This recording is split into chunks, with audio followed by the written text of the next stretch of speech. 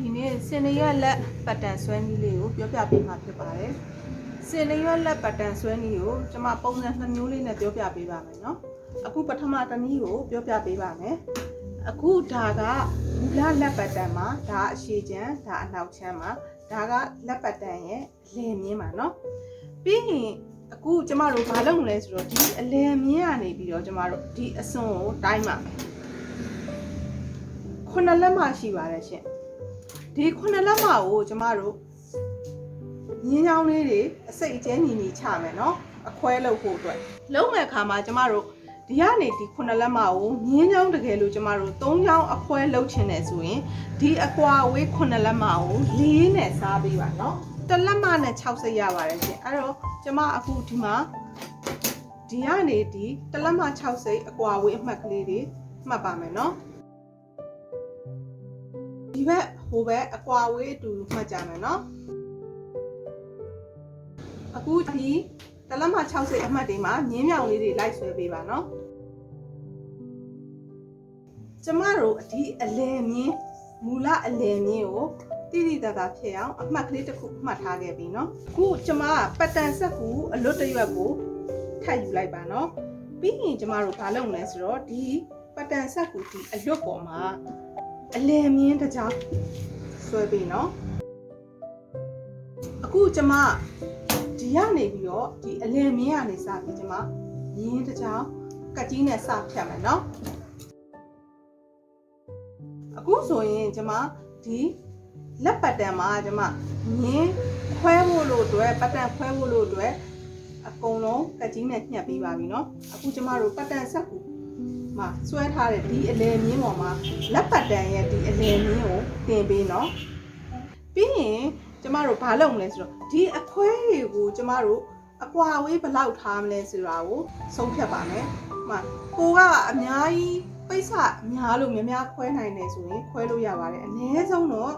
အကြံပြုချင်တာ2လက်မလောက်ကနေစခွဲပါ2လက်မလောက်ကနေ3လက်မလောက်အထိခွဲလို့ရပါတယ်။ကျမအခု2လက်မခွဲခွဲမယ်နော်2လက်မခွဲခွဲမယ်ဆိုတော့ဒီအလယ်မြင်း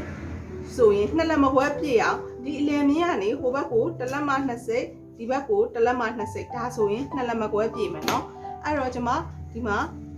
ဟိုဘက်ဒီဘက်2လက်မခွဲပြည့်အောင်မှတ်ထားမယ်နော်ဒီလေးတွေနဲ့တစ်ချက်တွဲထားပေးပါနော်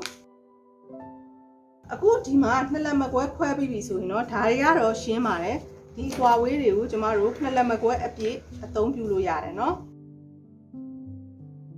အခုဆိုရင်ကျမလက်ပတ်တန်တစ်ခုလုံးကိုအစိတ်ကျဲညီညီနဲ့ခွဲစိတ်လို့ပြီးပါပြီအခုကျမဒီလက်ရဲ့ဒီအဝိုင်းလေးတွေကိုညီညီညာညာဖြစ်အောင်လို့ကျမပေတံခွေးလေးနဲ့ဝိုင်းလိုက်မယ်နော်ဒီမှာကျမတို့တစ်ချက်မှန်မှာဒါဒီအရှည်ချမ်းဒါဒီအနောက်ချမ်းဒါလေးကိုမှတ်ထားပေးပါနော်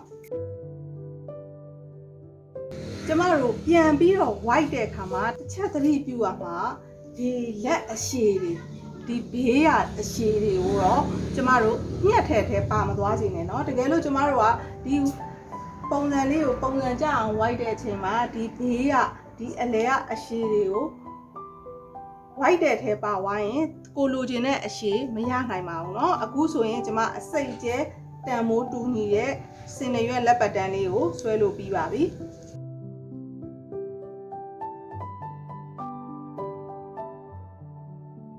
အခုကျမနောက်ထပ်စင်နေရဲ့လက်ဆွဲနည်းလေးတစ်ခုကိုထပ်ပြောပြမယ်နော်အခုဒါကမူလလက်ပတ်တန်မှာကျမတို့ထုံးစံတိုင်းဒီအလယ်မြင်းကနေပြီးတော့ဘေးတံကိုကျမတို့တိုင်းယူပါမယ်9လက်မှရှိပါတယ်ဒီ9လက်မှကိုကျမတို့အစိတ်ကျဲ3စိတ်ပြီးမှယူမယ်ဆိုရင်4နဲ့စားပါမယ်တစ်လက်မှနဲ့6စိတ်ရပါမယ်တစ်လက်မှ6စိတ်ကိုအရှေ့ချမ်းရောအနောက်ချမ်းရောနှစ်ဖက်စလုံးမှာကျမတို့ညီလူညီမျှမှတ်မယ်နော်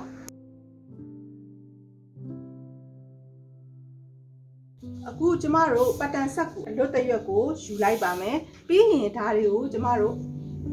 လက်ပတ်တန်မှာကတ်ကြီးလေးနဲ့ညှက်မယ်နော်အခုဒီပတ်တန်ဆက်ကိုအလွတ်ပေါ်မှာကျမတို့အလယ်မြင်းတစ်ချောင်းဆွဲလိုက်မယ်နော်ဒီအလယ်မြင်းပေါ်မှာဒီလက်ပတ်တန်ရဲ့အလယ်မြင်းကိုတစ်ထပ်ထဲကြအောင်တင်မယ် ပြီးရင်ကျမတို့ဒီအလယ်မြင့်ရဲ့တန်မိုးပထမဦးဆုံး9လက်မလို့စမှတ်မယ်9လက်မလို့မှတ်တဲ့အတွက်ကြောင့်မလို့ဒီအလယ်မြင့်ရဲ့ဟိုဘက်2လက်မကွယ်ဒီဘက်2လက်မကွယ်ဖြစ်သွားမှာပဲเนาะအဲ့တော့ကျမတို့ဒီဟာကိုဒီလိုမျှယူလိုက်မယ်เนาะအလယ်တန်မိုးကနေပြီးရင်ကျမတို့ပင်အက်ကလေးနဲ့တွဲထားပြီเนาะဒီတန်မိုးကို9လက်မယူပြီးရင်ဒီဘေးတန်မိုးသူ့ရဲ့ဒီဘေးတန်မိုးဒီဘက်ဘေးတန်မိုးဒီနှစ်ခုတန်မိုးကိုကျမတို့4လက်မကွဲယူမယ်เนาะအခုဒီအရှေ့ချမ်းနဲ့အနောက်ချမ်းဒီဒုတိယ line ကိုကျမတို့4လက်မကွဲယူပြီးရင်ဒီတတိယ line အတွက်ကိုကျမတို့1လက်မထပ်လျှော့ပါမယ်3လက်မကွဲယူမယ်เนาะဒီတတိယ line ကိုကျမတို့3လက်မကွဲယူပြီးရင်ဒီနောက်ဆုံး line ကိုကျမတို့2လက်မကွဲယူမယ်เนาะ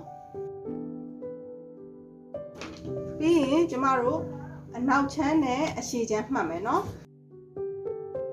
အခုဒီလက်ပတ်တန်မှာကျမတို့ဒီအစိတ်အကျဲတွေကတန်မိုးမတူပါဘူးเนาะဒီတန်မိုးတွေကိုလည်းကိုစိတ်ကြ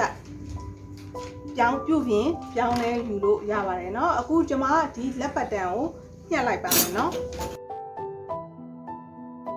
အခုဒီစင်နရွက်လက်ပတ်တန်လေးကဒီ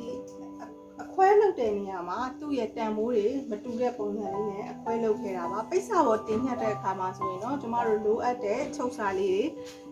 ထည့်ဖို့တော့မမေ့ပါနဲ့เนาะတခုကျမတို့အခွဲတွေလုပ်တဲ့အခါမှာသိထားမှာမူလပတ်တန်ပေါ်မှာချုပ်စာတွေကိုဘယ်တော့အခါမှမချမ်းပါနဲ့เนาะအဲ့ဒီအခါမှာတန်မိုးတွေ